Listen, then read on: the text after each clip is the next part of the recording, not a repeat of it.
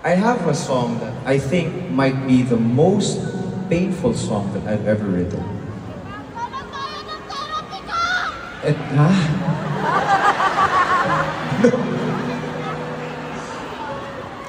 Ganito yung kwento niya. Laging tanong ng mga tao, or mga couples, ano ba talagang label natin?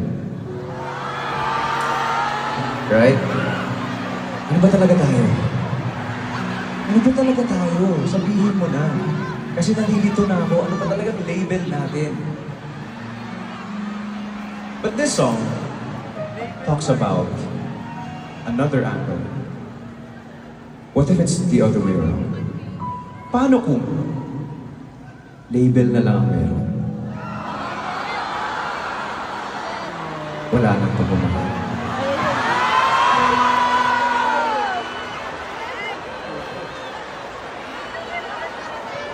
Meron na lang kayo kasi sayang eh. Naiiyak ako na ni kwento. Sayang yung 5 years. Sayang yung 7 years. Pero hanggang kailan ba masayang?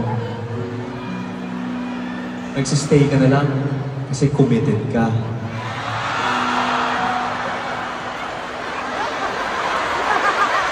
Ano?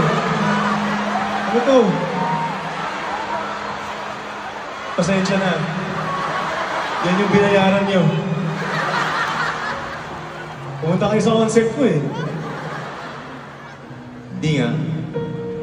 Akin kasi pinakamasakit na breakup yung fall out of love. Ang sakit nun. Sakit-sakit talaga.